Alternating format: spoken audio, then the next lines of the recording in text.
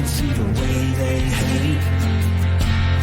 And I know better than to listen to the people who are calling us names. I can feel the sunlight shining. Well, good morning, everyone. My name is Brian, and today is Friday, May 17th, 2024, and this is episode 700 of the Lots Project podcast, and it's titled Memory Lane. I'll be chatting about memories of the last 700 episodes, where it started, moments that stick out, memorable guests, and more.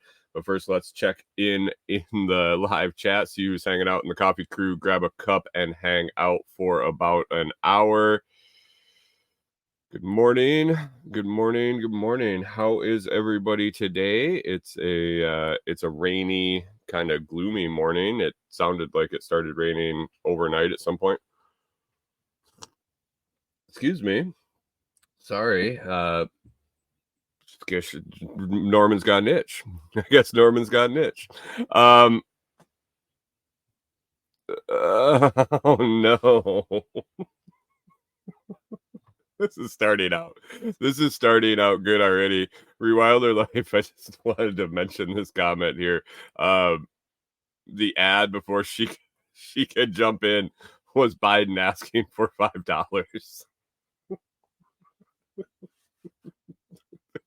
Wasted ad revenue there, I'm guessing. Wrong show. Good morning, Hunter. Good morning, Pickle Pete. How we doing? I don't even know.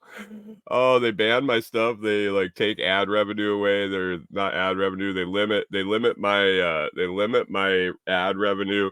They limit the people that can advertise on the show, all sorts of goofy shit from Amazon or YouTube, because I think that they or their AI listens to the show or something. And then they drop a Biden ad at the beginning of the show. That's perfect. Pip was in early, easy, like Friday morning. Jim is on the road off to Tampa, but he'll be listening. I got his favorite episode, one of his favorites, marked there. Rewilder got one marked. Good morning, Loco. How we doing? Mike, Philippine Nomad, stopping in over in the Philippines. It's evening there. That's one of our OG. That is a Lots OG listener. Holy shit. I think the Philippine Nomad probably found me in the single digits. Loco, you remember what episode you may have listened to first? I'm sure it was horrible. I'm sure it was really bad. Good morning, Backwoods Butchers. Thanks for stopping in. If you guys want to drop any memorable, notable, or awesome episodes along the way in the last 700. Sorry, guys. I'm a little out of it this morning. Drop them in the comments. I'll star them and hit them on the way through. Pickle Pete says he's watching a series of Starlinks deploy right now. That's a pretty cool thing. When they all go up and then they line up and all that shit. Never seen it in person, but I did see I saw videos of it. Hey Hunter, how is DFW down there? I saw that Houston got smoked. Was that all across the state, or was it all across the state, or was that just in Houston centralized? Mike says maybe early episodes 1 through 20, the Homestead Beginnings. Yeah, I have to have I have a feeling that that Loco was Mr. Loco was definitely around in the single digits, if not the teens. And he was the first winner of any contest I ever did, and he is the luckiest podcast listener, live stream listener that I've ever seen. He wins so much stuff, and then he's over there in the Philippines and he can't get half of it. So he was nice enough after he won the pound of coffee or 2 pounds coffee or whatever it was, to give it away to another podcaster that he listens to that was here in the States and had me ship it to them. So bravo, man. Bravo. I appreciate you being around for sure. That is a long time. Pickle Pete says we made it made it. It's New Music Friday. The last song of my new album is all ready to roll. How long's the album, Brian? How long's the album? I've been completely checked out of anything other than online as far as content other than the stuff I'm putting out. So I apologize. Hunter says locals okay over in DFW, and Houston is always trouble. Houston, we have a problem. I was looking at the map, and where we stayed in Texas for last winter was not this last winter, but the winter before, and it looks like the power is out all the way up to even where we were. So pretty nasty. They were saying 110 mile an hour winds, 130 some mile an hour. They're waiting for the reports to come back, but they thought there might have been a tornado embedded in the middle of the thunderstorm in the city. Just nasty shit. I don't know. Is it all being perpetrated? Is it all happening on purpose? I don't know. Things have gotten rocky pretty recently. So what's in the cup this morning? We got more of that GSD blend. Got my coffee order in yesterday. I got some a nice variety of blends to throw up in the cupboard, and some new tester coffee. I always enjoy the tester coffee from Brian. Just trying out new blends and mixes and roasts and this and that. That's a benefit of becoming a C4 member. that is definitely a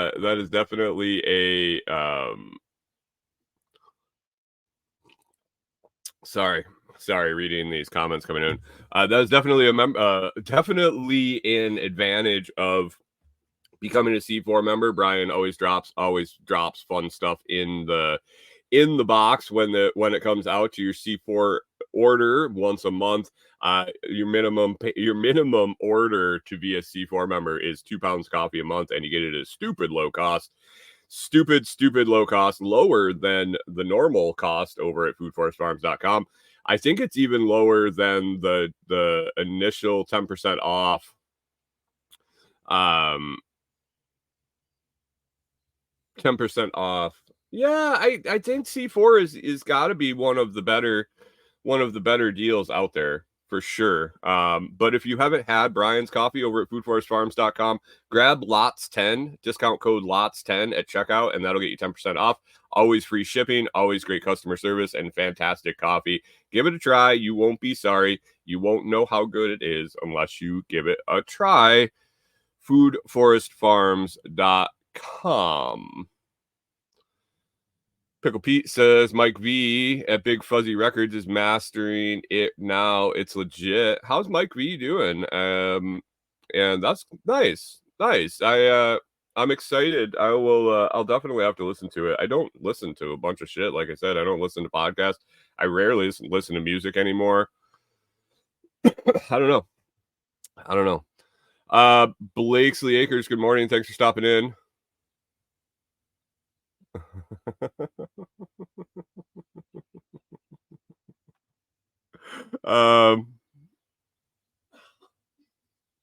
Sorry guys, I was reading Mike's comment.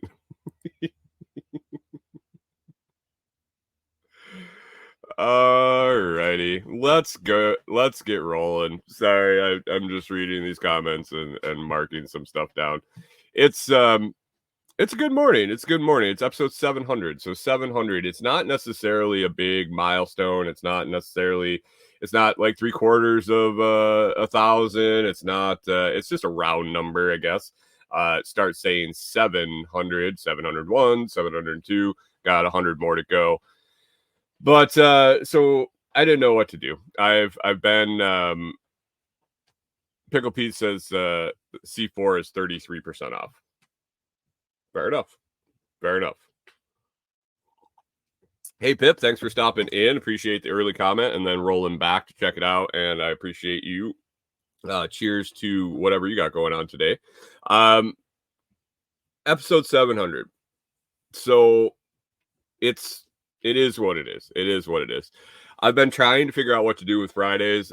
TikTok conspiracy was great. It was definitely, man, oh man, that dog bounces this thing up and down. Jeez. Fridays have been the last while. I mean, a couple months really have been TikTok conspiracy. My favorite TikTok conspiracies from the week. Man, those guys are getting lazy over there for sure. They are they are spinning their wheels on the same thing. Once the eclipse went by, once the P Diddy thing broke and that kind of blew over, like there's very little that I see. There's very little that I see new as far as conspiracy theories, and I've really curtailed my TikTok watching quite a bit. Um, Pip says social media makes people lazy. Saying so.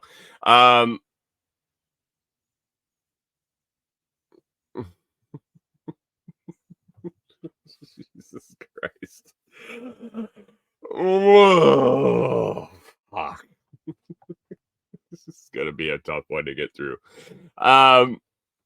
Yeah, so it's really kind of peter out into the same thing over and over and over, which is fine, but it doesn't really provide for great show fodder for filling a full episode. So I've been kind of batting ideas around. I've been batting around just my takes on social media from the week, just across the board, not necessarily conspiracy theories, but picking and choosing over the week of anything I've been at. I see an article on Facebook or X or Noster or TikTok or whatever.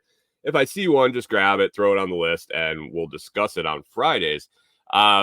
It's close. It's close to what we were doing with conspiracy theory, but yeah, they really kind of dried up on TikTok, and they were really overblown. And the eclipse provided so much fodder. Definitely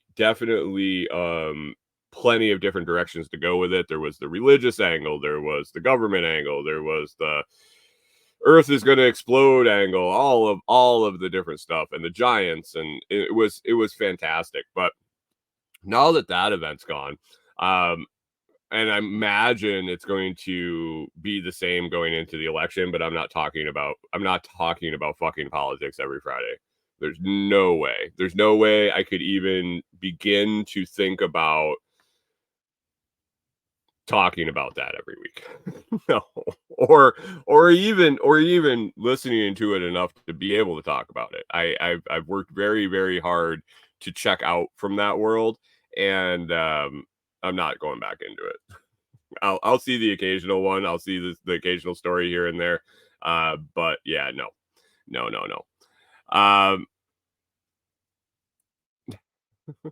So anyway, episode 700, I wanted to just kind of go back and talk about what this show has been. My God. Really? Huh. Sorry guys. The bouncing screen just throws me off more than anything around. But anyway, I just wanted to go back. I wanted to hit back and kind of glaze over the last 700 episodes, the last 699 episodes, I guess, coming into some all the episodes coming into this 700. So when did this show start? Man, it was way long ago. Way back on January 10th, 2022 was the first time I turned the microphone on. First time I went over to StreamYard and hit go live. And it's been interesting since then. Backwood says you could talk about how Biden blocked the no.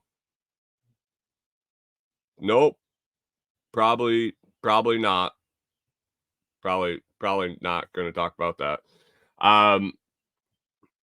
January 10th, 2022. Started this show. It was a 15 minute kind of introduction, so you should say. I had an idea in my head. I had been wanting to do a podcast for a long time.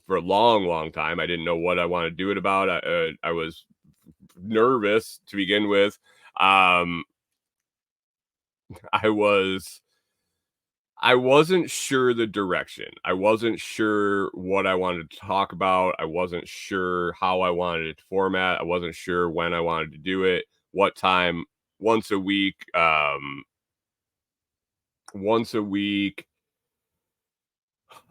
every day, once a month. I didn't know. I didn't know what I wanted to do. It had been probably 2022. It'd probably been 4 or 5 years that it's been in my head that I wanted to do it. One big limiting factor we had before I started was our internet at our farm. It didn't work very well. It was basically dial up. It was old telephone wire it wasn't dial up, but it might as well. The speeds were dial up. Like I had like 0.1 meg upload. So doing live audio, let alone live audio and video, was not a possibility. Doing a YouTube channel and uploading the videos were one of the hardest things. I mean, that was pretty much impossible when we had the farm internet. So when we had decided to move into the camper and figured out our internet situation and how we were going to have internet on the road, and this was before Starlink, we used cell phone data cards and a data router. We improved our internet significantly. We went from basically dial up to, like what the average person had when they first put broadband in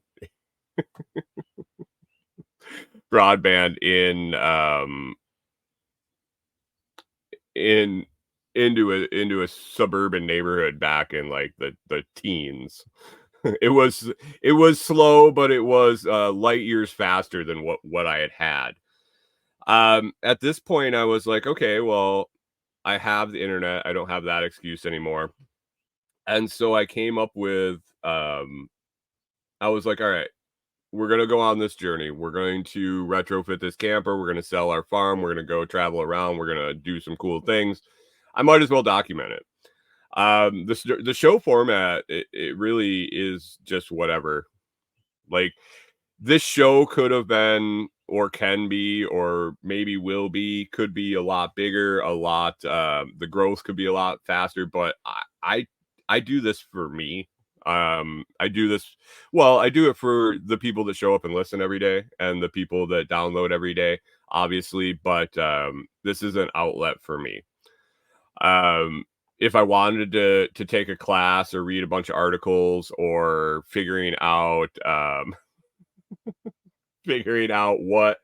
I could make it better. I know I could. I know I could meticulously write down the notes. I know I could go and record it in a sound box and put it out as an audio podcast.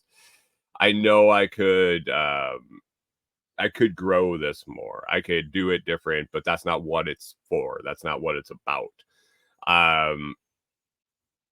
This is me, guys. This is me. Canadian Farmstead, good morning. It says I'm just here for the snails, which is cool. This is cool. That's cool. People are here just for Corey. People are here to watch the dogs fucking make me angry.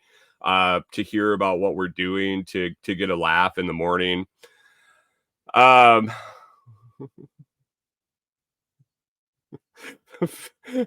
Mike said, and I mean that's a fantastic compliment. Mike, the Philippine Nomad, says, replies to Backwoods Butcher, says, I remembered starting to listen and going, what's happening? I mean, and that's great. That's just like my brain. That's just my brain. And Loco says, like dropping into an SOE live. I've never thought of it like that, but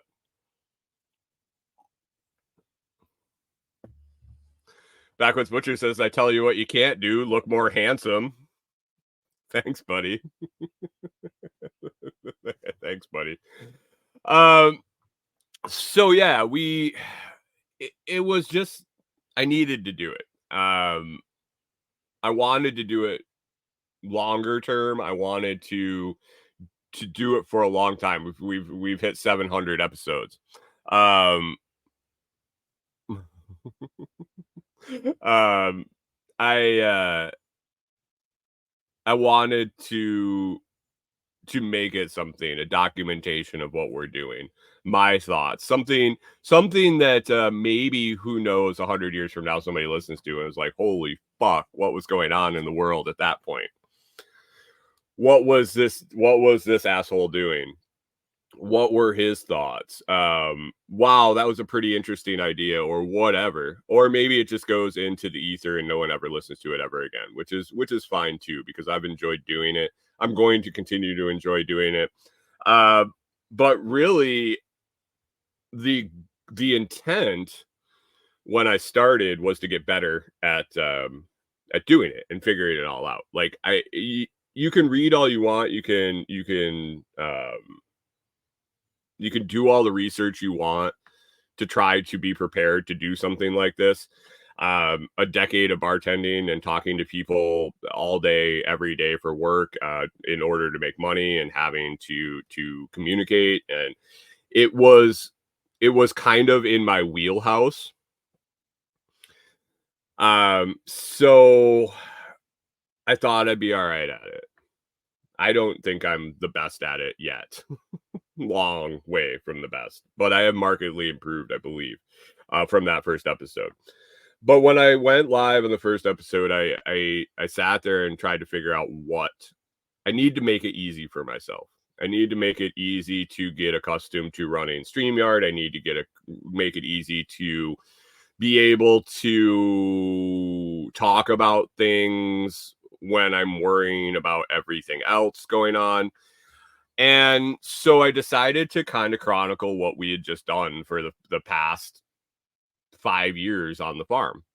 I started from day one just talking about why we bought the farm, what we did, how we raised chickens, how we raised meat birds, how we raised quail, how we raised rabbits, what we did in the garden, hydroponics, like all down the line. I think it was the first 100 episodes. We just chronicled what was going on the farm, or I did. Corey came into the picture a lot later, not into my picture, into the podcast picture. Corey's been in my picture long before a podcast was even on the blip on the radar. But she kind of came in a lot later, when we started sitting next to each other instead of across from each other, when we were in when we were in the house, in our farmhouse, doing the podcast. We sat across from each other at a kitchen, at our table. I sat on one end, she sat on the other, and so I looked at her, looking at her phone when I was doing a podcast, if she was there. But then eventually in the camper, she sat next to me, started popping into the show, started making her tea in the background. And you all love her more than me, I know, and that's perfectly fine, because I love her more than me too. Kyle says, don't put yourself down. I strive to be a podcaster like you.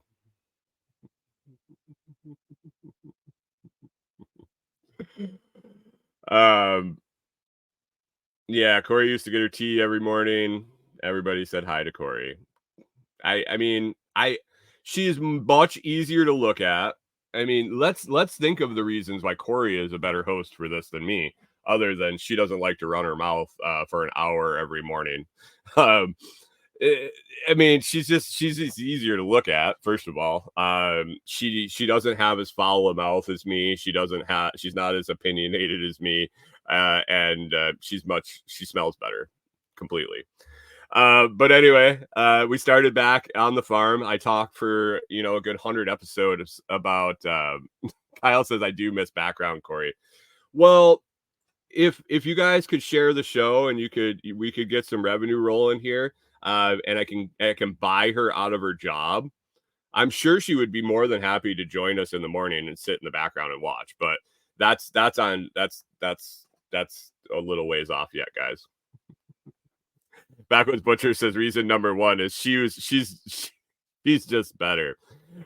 Pickle Pete rolls back to when we were in the camper, and so I started the show in the farmhouse, and I spent a winter in the farmhouse. So we were in the farmhouse when it started in January 2022. Then we transitioned back into the camper. Pickle Pete remembers the rooster that was outside. Man, when you do the show at sunrise or around sunrise, and you have a rooster that is sleeping literally right outside the door, when the rooster would crow in the morning, it was bad news. It was just bad. There's been several things that have irritated me a lot more than it's irritated the audience, which is interesting. I mean, not interesting. It makes sense to me because I get irritated about a lot of shit. I've tried to overcome that.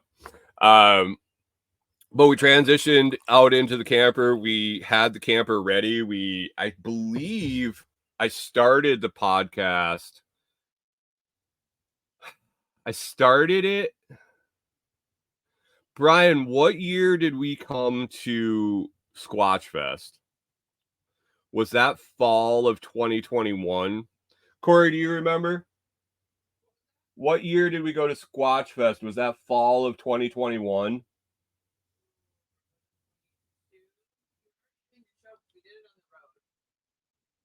Did we do it on that trip or did we do it on the trip to SRF? Sorry, guys, I didn't get this. I don't remember. I don't remember if we went to Squatch Fest that year before, or I don't remember doing the podcast on the road, but I might have.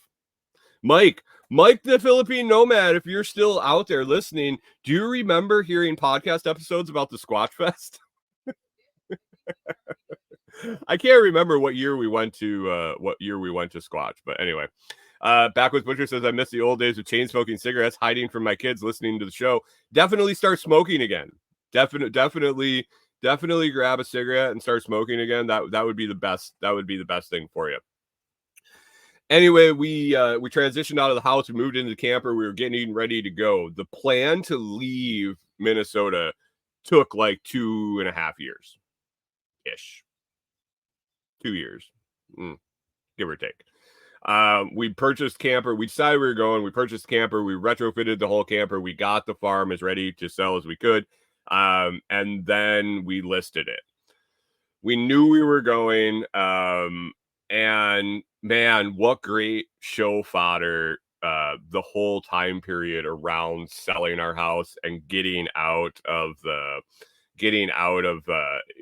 Minnesota. Those episodes, guys, I didn't really know what direction I was going to take this show, and I didn't go back and dial in episode numbers, but I can if you're interested. There's about fall 21. Okay, so right before I started the show. Right before I started the show. Okay. That makes a little bit of sense. There was a time period, and it was probably about 2 weeks, 3 weeks, a month maybe, that my world was exploding. My work, I was my work was I was short time. I knew I was leaving. I had been there incredibly too long for the place that it was. I was holding out because I knew I had an end date. Things were getting worse and worse and worse there. People were leaving. Responsibilities were shifting. Bosses were changing. It was not good. And on top of the fact that we were trying to get ready to sell our farm, we were trying to coordinate getting on the road. Corey was trying to coordinate getting full-time remote. It was stressful. It was stressful. And if you were around and you got to listen to those episodes, you heard some stuff. You definitely heard some stuff. Some memorable moments from around that time for me were the episode where I let's see.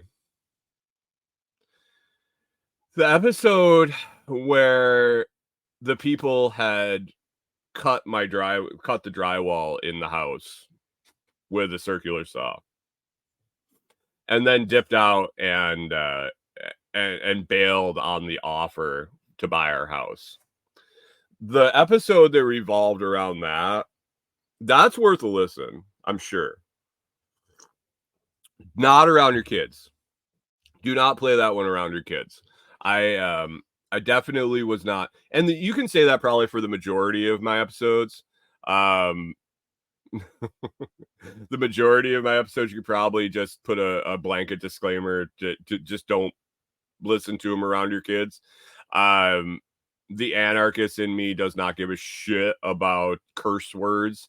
I just never. I've always wondered who got to pick the words and why we didn't get to pick the words. Backwoods says, I remember listening to that one. Yeah, that was fun.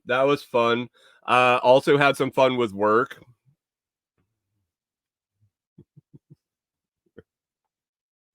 Talk about the episode where you lost your shit. Which one?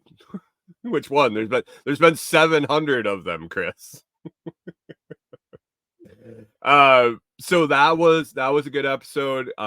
Another one that sticks out is when we were trying to find the rat at my work.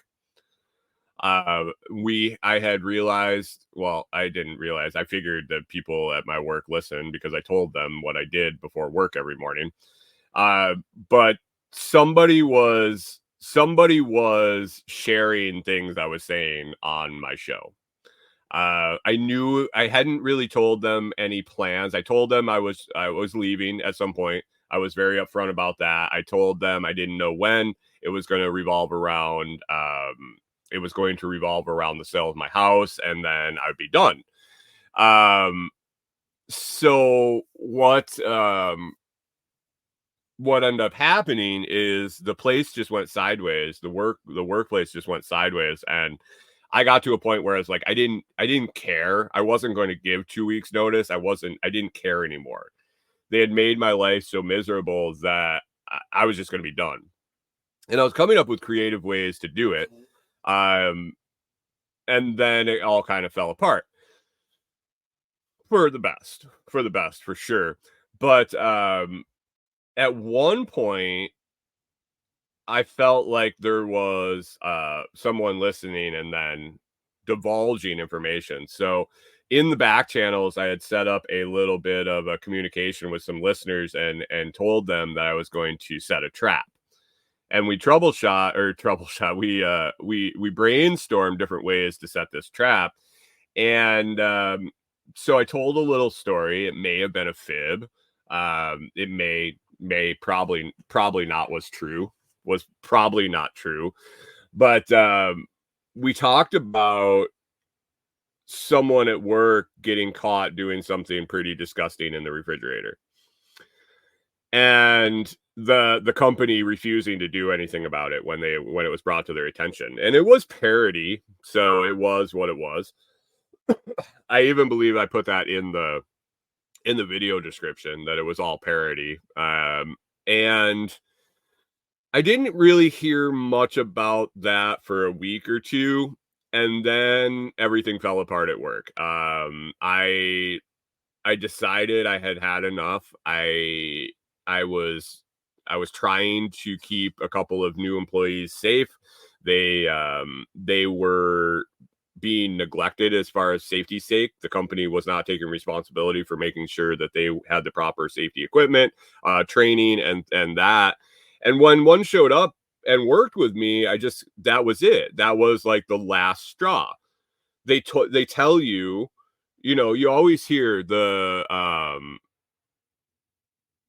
you always here it was the final straw. It was the straw that broke the camel's back. It was whatever. And it's true. Like, my work built up and built up and built up, and then finally, and we hadn't sold the house yet. I mean, we didn't know what was going on, but it was one straw too many. These kids being there for months and months and months and not having cones and not having safety vests and not understanding how much danger they were in on a day-to-day basis doing this job, having them go do jobs that they did not have any business doing because they didn't have the training. Like, this was important to me. I didn't want to see these kids get hurt. They were 18 years old. It was like unnecessary. And so I lost my shit. Weird. I called my boss. I had a little conference with him in the parking lot on my phone. Could have probably heard me from the 180 miles away I was from him. But had that, got a text message shortly after that said, I want to have a meeting with you in HR.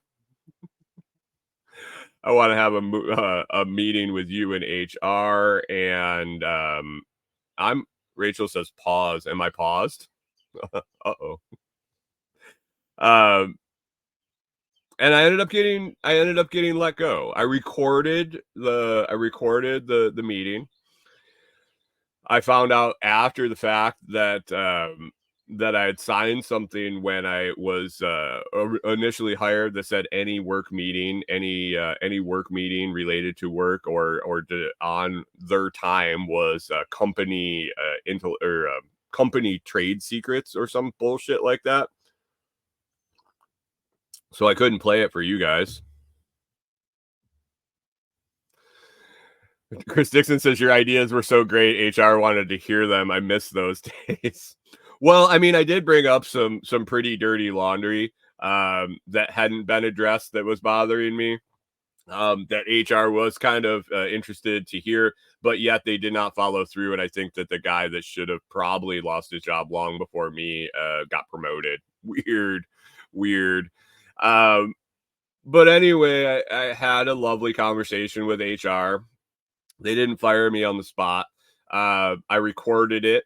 I was close to giving my my resignation. I was coming up with interesting ways to do that, and then I was called into the office and got pee slapped and let go for no particular reason other than the president of the company said that our goals and values are not in line anymore, or something similar to that. Not that we just don't want you to work here anymore, so piss off. Whatever. But they also handed me a letter from a lawyer.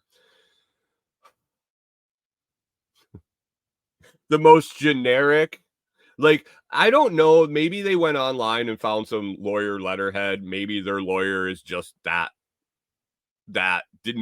maybe their lawyer knew they had nothing to say, knew they had nothing they could do, but they were being paid to write a letter.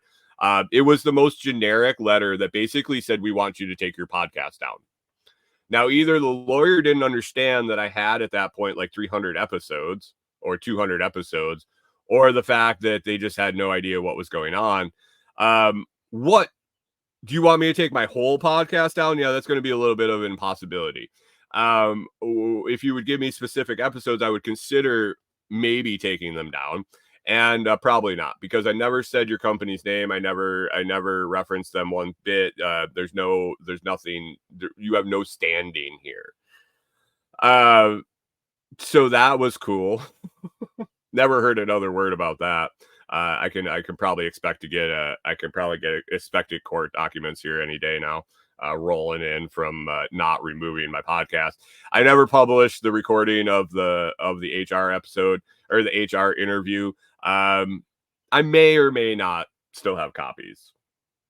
Of that. So if you're ever hanging out with me in person and you happen to get to hear it, that it's fun. It definitely was fun. My wife was impressed. So that was a pretty rough time. I was we could say I had a little bit of stress going on. You could say it was basically a falling down. If you've seen Falling Down, the movie, that was my falling down. When I got to leave that place, when we got our next offer on our home, when we made the decision to leave, even though it hadn't closed yet, it changed me for the better, I think. I still have my moments, don't get me wrong. I still have my moments. I still get very, very irritated by some things, some situations, especially that happen quite often. But overall, it's gotten better. My blood pressure's gone down. I think my demeanor's gotten better. I'm not as angry all the time, which is good. So then we took off. And the show's kind of transitioned. It's wound its way through our travels, from Minnesota to Tennessee to Texas, back to Tennessee. The things we've encountered, the things I think about, the things that the audience talks about. We have a great morning discussion every day. Great. I don't know. That's subjective, but we have a good time. I think we laugh. I'm not afraid to make fun of myself, for sure. And I think we discuss some interesting things. One thing that is made up, Pickle Pete says post it the day the statute runs out. I don't even know when that is. I don't care enough. That company is such a shit show. I don't even care. I don't even fucking care anymore. One of the things that made up a bulk of the episodes, I guess not a bulk, a fraction of the episodes was interviews. And I really enjoy interviews. I had to, Kyle says it's great. It was kind of one of those things where you got nothing to lose. Like, I was so on fire from those kids. Good morning, John Palmer. Good day and good weekend to you. I was so mad that they had no regard at all for those kids. Like, I might be a crusty asshole. I might be just don't give a fuck about much. I get angry. I expect people to take personal responsibility for themselves. But an 18-year-old kid times two that don't know better, that have no reference. I was that kid at one point. And I had people that looked out for me.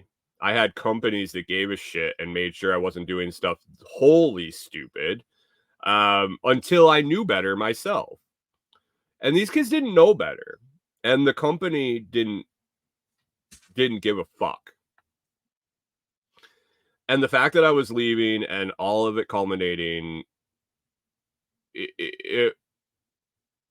I just fucking said it the way it was. When you have no fear of losing something, it's easy to just talk freely. When you don't have to watch your mouth so you don't get fired. Like, if they had told me to drop my van off that day, I would have been like, okay. It was over. So it made fun. It made it fun. And I was able to bring up some things that were irritating to me. But the interviews made up a lot of the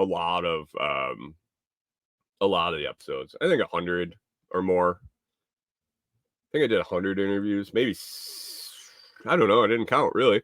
We did them every Monday, then did them every Monday and Thursday, then started on Saturday, actually. Saturday mornings, then Monday nights, then Mondays and Thursdays. I really enjoyed them. I enjoyed using Podmatch. I still am signed up for Podmatch. I've considered doing some interviews again. My God, they bounce this shit. talking about stuff that really irritates me. Living in a bouncy house with 3 dogs over 140 pounds. That kind of irritates me. The deck at our the floor in our new cabin is going to be so reinforced. The shit's not even going to move during a hurricane or a tornado or a earthquake, any of those things.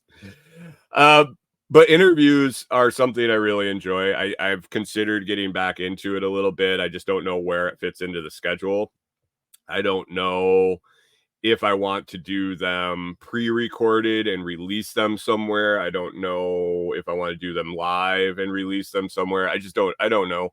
I do enjoy interviews. I've had some interesting guests for sure. I've had a bunch of people that are in this audience on.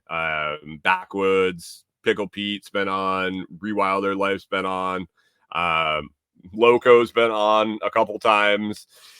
It's been interesting for sure. But I think I was looking through my interviews and I think you'd be surprised what the most downloaded or listened to interview I have out there is. I'm going to hit some of these favorite memories there. If any of you watch the interviews, the Lots to Talk About interviews where I was bringing on just, I don't want to say random guests, but non-community, non-connected guests from Podmatch. If you guys can guess which episode is my most downloaded, which one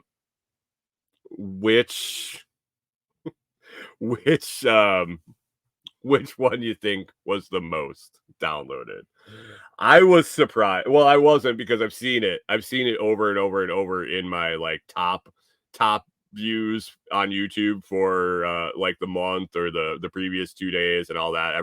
It bops in there quite often, so I had an idea that it was pretty popular, but it didn't make sense to me that it was. Jim dropped a message earlier and said that one of his favorite episodes on the show was the Mustard Boy story. That's a recent time story, and but that happened a long time ago. Why is this shit bouncing? My God.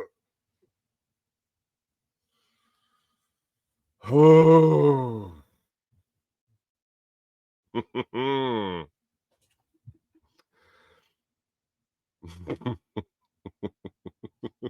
You might literally watch my head explode today. Jim says one of his favorite episodes is the Mustard Boy.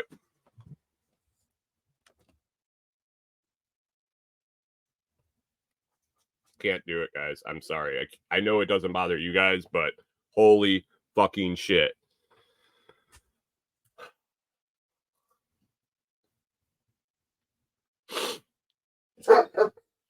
Pickle Pete says, get a drone camera, then it won't bounce. Yeah, because that's what I need in here is a fucking drone bouncing around. Now I got dogs fucking attacking each other in the hallway. I'm about ready to be done with it all, guys. I really am. You guys need dogs? You want dogs? And maybe if I get rid of the dogs, the wife comes with them. I don't know, but maybe you have to adopt me. One way or the other. I'm going to quickly need to get out of this fucking camper with these guys.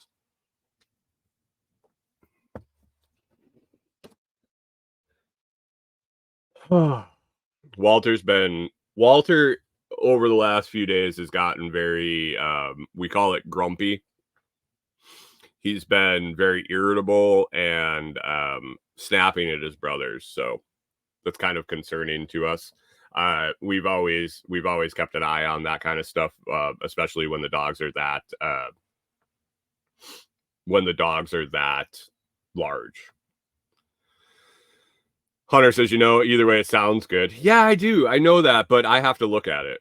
I'm looking at the screen here, and when it bounces up and down, it reminds me of when I did bad drugs and stuff.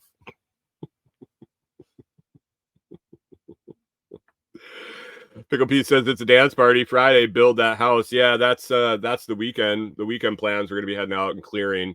We're clearing a spot.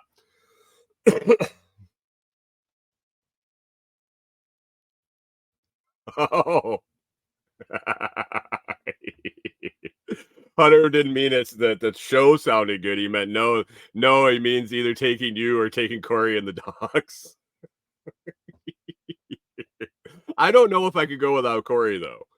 And she can't go without the dogs. And so that is like this bad triangle that we're stuck in that because I love her so much and because I love the dogs enough that there's just no way it can happen. So we're just going.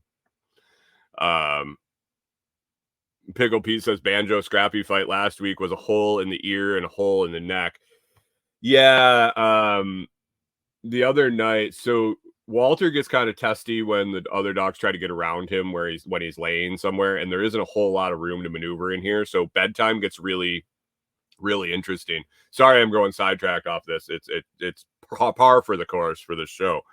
But he walked in, and I look over. Norman was walking in the bedroom, the back bedroom, and Walter was laying on the ground.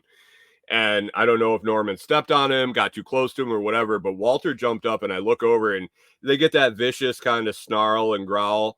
And I look over and Walter literally has Norman's head in his mouth.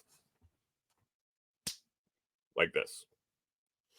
It was only for a second or two, but I looked over and I was just contemplating what was going to happen.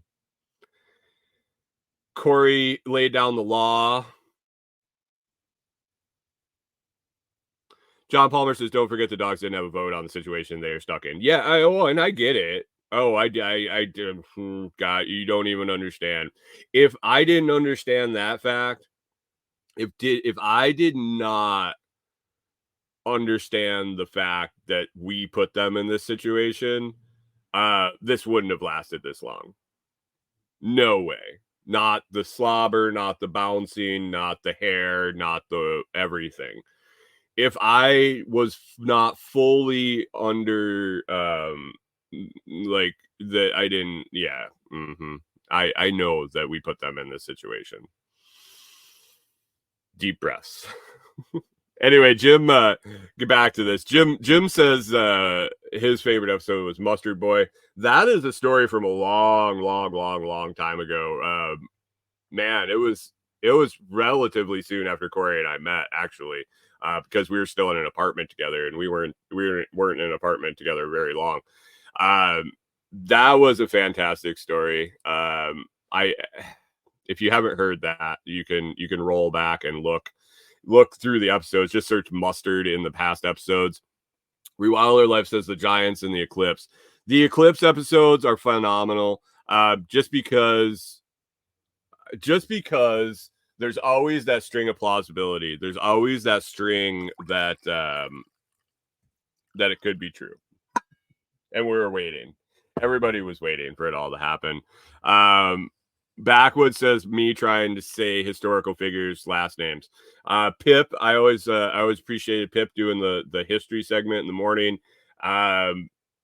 It had a long run, and it gave me the opportunity to work on my pronunciation, which isn't good. It never has been, not since I was a little kid. It just Hooked on Phonics was after me. The teaching of language and pronunciation and vocabulary was not the phonics method when I was a kid.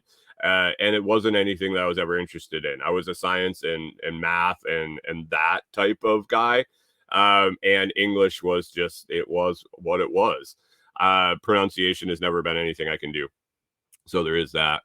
And I'll leave that one for a little later. Pip says he's rewatched some of the Lots of History more than once. It was what it was, man. It was what it was. So as far as the interviews go, no one really had a guess. I don't blame you. It's been a long time since I've done interviews, and there were so many random ones. And this one that's been the best views and downloads really really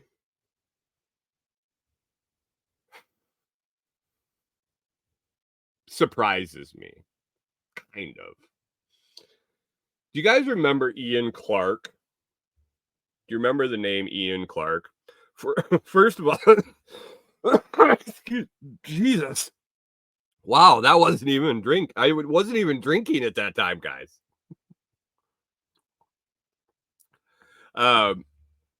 So first off, when I searched Ian Clark to get the to just to make sure that he was still the top one, I realized that I had interviewed two Joes named Ian, two guys named Ian, two different guys named Ian. One was an interesting interview. I don't remember the guy's last name. Sorry, I just saw it last night. And I can't place it. He was very not me. Like if you take me and make the opposite of me, it was probably that guy. Super liberal, super touchy feely. Yeah, not my cup of tea. Yet I interviewed him. I asked him to explain his things. It was hard to get through, but that was one Ian. The other Ian was Ian Clark. Ian Clark was the guy that had the sea algae products, or the stuff that came from the ocean that they made, like the rejuvenating powder mix stuff. He had a pretty big following as far as a cult following that bought his products and promoted his products. But we had a very interesting discussion about salt and how much salt you need to eat, or a salt treatment that you could do. The guy was like drinking gallons of salt water a day or something. And maybe it works. I'm not saying it works or not works. But in the interview, regardless of whether it worked or not, the dude came off as a wackadoodle. Not gonna lie. Nice guy, nice as could be. Very good interview. Had a great discussion with him, but the stuff he said made me, even me, go, huh, okie dokie. Basically telling me he took himself to the edge, the brink of aneurysm by drinking so much salt water.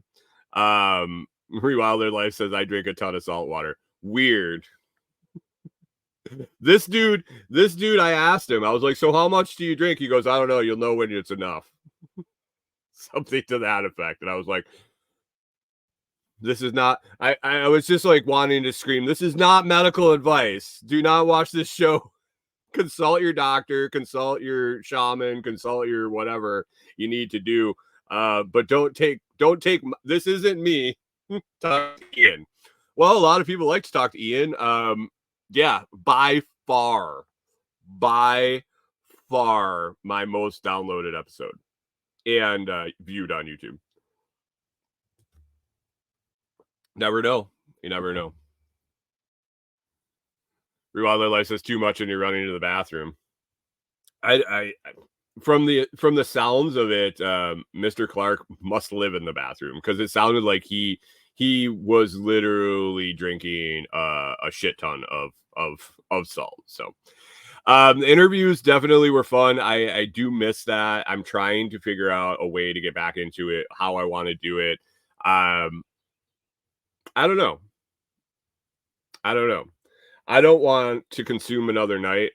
That's the thing. I don't want to, and I'm not going to do interviews in the morning. Rewilders, like the wife says, I don't drink gallons. Yeah, the dude was a little extreme about it, from what I recall. It was an excessive amount. It is what it is. If it worked for him, right? If it worked for him. So I don't know what I want to do.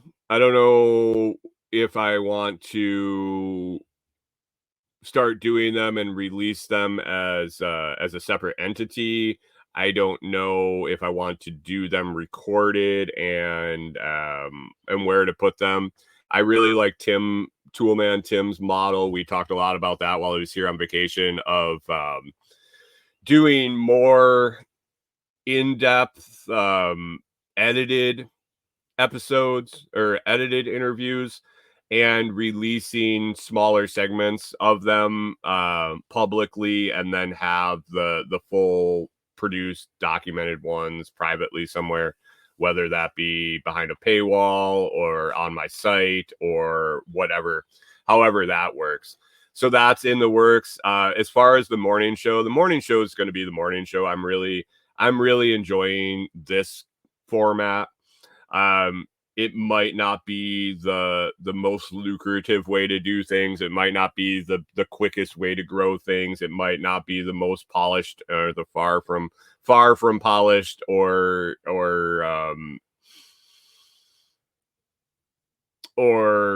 most ideal show. I'm going to continue to talk about what I want to talk about. I'm going to continue to talk about what I'm thinking about, what we got going on here, what's irritating me, what's making me happy, things I'm observing, things to ponder. Chatting with the guests in the morning, in the live, having laughs, making jokes, being sporadic and all over the place. I'm hoping to up production a little bit. I'm hoping to dial in as we go. As we get into our cabin, I think things will change significantly. I'll actually have a room to have more than just a little tiny laptop screen to run this whole thing. That's also something I talked to Tim about, and he said it's a night and day difference. A night and day difference when you can have multiple monitors when you're trying to do this. And I'm excited for that. I'm excited to keep going with this. And I looked it up just because, and I don't want to jinx it or anything like that, but I was just curious. I was curious when episode 1000 would be. I don't take holidays off. I don't take days off. I do this every morning, every Monday through Friday morning. Christmas, Thanksgiving, Easter. I guess Easter's on a Sunday usually. Memorial Day, I'll be here. 4th of July, all those days that everybody gets the day off of work, I get up and do the show. So I calculated it out, and I think episode 1000 will end up in July of 2025. Sometime in July of 2025. I'm definitely going to get there. I got another year, a little over a year, for sure. For sure, I have a little over a year. We have so much going on here. I enjoy getting up and hanging out with you guys.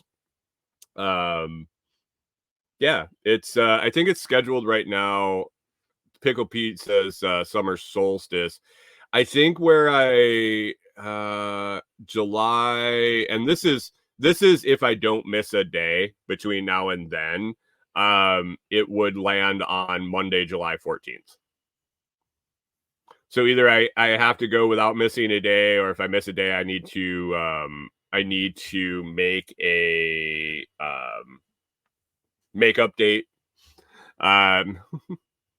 Pickle P says you should have episode 1000 festival or work party. That would be interesting for sure. July in Tennessee, I don't know if is necessarily the right time to do that. Maybe. But yeah, Monday, July 14th is where it sits. Maybe yeah, we'll see. We're going to be doing bunches of get-togethers at Delinquent Scully as things progress out there. That's the whole premise of the whole project is bringing people in, education, fellowship, community, teamwork makes the dream work. Yeah, get out in the woods, get out in nature, explore, and and learn. And so that's what we're going to do. The show is going to keep rolling. I'm going to get up every morning and we're going to hang out. If you enjoy it, I'm glad you get to laugh and have a good time. I hope it stimulates some thoughts every now and then. I hope it helps you kind of open up a perspective or maybe confirm something you've been thinking or feeling. Yeah, I'm just a guy. I'm just a guy here in Tennessee that used to be in Minnesota, that traveled around in an RV, that took a chance and went a different way. Thinks different than most people. Thinks I hope in the end I can say I thought for myself. Not that I can't align and think with other people and the same as other people, but I really hope that I have the gumption to question things on a daily basis. I hope I have the ability to question even the things I agree on. Rewild Their Life says a homeless podcaster. That's cool. I'm good with that. So that's what we're gonna do. Just keep going. Keep talking, and enjoying the ride. I appreciate all of you guys in the live feed. The show gets so much better when there's people around, when there's people to talk to.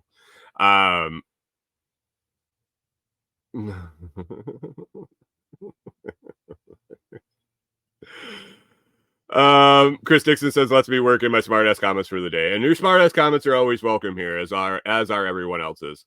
Hunter said, "What do you think your biggest improvement from then till now?"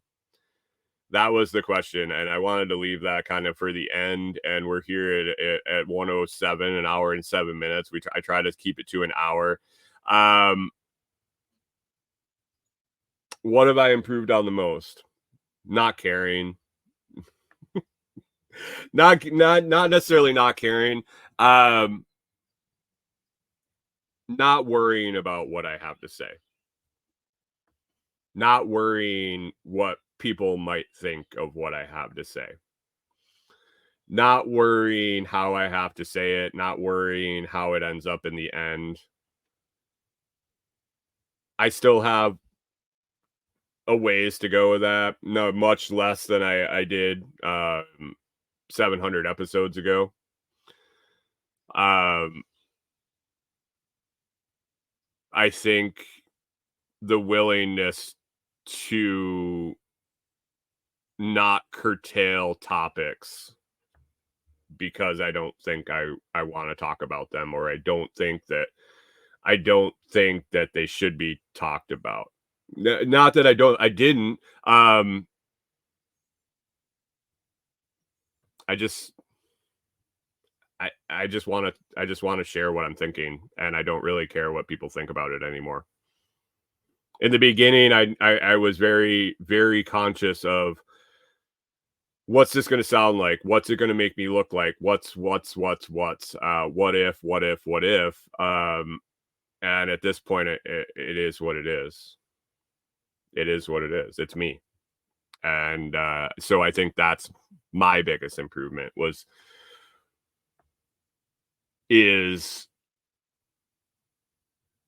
just being me and figuring out what that is too, because it changes on a day-to-day basis. Really, not principles, not ideologies, but just how I'm feeling and what I want to talk about and what interests me and what piques my interest and what I want to dive into. So I think that was probably my biggest improvement. I mean, there's been a bunch. The first episode was barely scratching 15 minutes, and now I got to cut it short at an hour and 10. So here's to another 300, 400, 700, 1,000, whatever. Let's stick around. I'm not going anywhere. For sure. Especially when we get into our cabin. This is a great way to start my day. This is to share the previous day, to share the thoughts in my brain. and then center and head out and get a bunch of stuff done for the day is I can't think of any other way to do it. So with that, guys, I appreciate everyone listening from the first episode all the way to today, and everybody that was here today. I appreciate it. If you enjoyed the show, it's always free to hit that like, share, and subscribe. Do the free things. Do the free things. You see it on social, hit that share and like and comment. All of that stuff helps. And it helps me as someone that's taking the time to put it out there. It helps me realize that somebody's seeing it. There's a lot of stuff out there with social media and algorithms and not seeing what you want to see and not seeing what you signed up to see. Just hit the like. If you don't have time to hit that comment bar and type, hey, or whatever, hit the like. I know you're scrolling on your phone like this. So this motion plus this motion is not much different. It doesn't take very many calories. And not just for me. I'm not just saying this for me. I'm saying this for any content creator you like, any content creator you want to support. Let them know people are seeing their shit. So anyway, it's free to do that. If you guys want to return value for value, you can join one of the YouTube membership tiers or listen on any value for value platform like Podverse or Fountain.fm. You can check out thelotsproject.com or comfreyroots.com for all my partner companies, discount codes, affiliate links, all of that stuff. And to pick up Comfrey Roots direct from the source, comfreyroots.com. Chris Dixon says it hurts his carpal tunnel to hit the like. Fine, Chris. Fine. Maybe we can start a GoFundMe so you can get surgery to fix that, and then you can hit likes for everybody. If you want custom dog leashes or bulk order keychains, let me know. Direct message me over on Telegram. Email me info@thelotsproject.com. You can pick your colors over at Atwood's, and we'll knock those out for you. You can get them custom designed. We do everything from just a straight 4 to 5 foot with a latch. We can add on handles, rings, and all sorts of other things. Get a hold of me by May 25th to get more details and to get your order in before we make our bulk paracord order. Other than that, guys, I appreciate it. 700 is like I said, it's not a big round number, it's not a big special number, but it is a number. I hope you guys have a great day. I hope you knock it out of the park today. You have an awesome weekend. We're gonna clear a site and get started to plan the next 3 to 5 years of our life. I appreciate listening, guys, and we'll talk to you on Monday.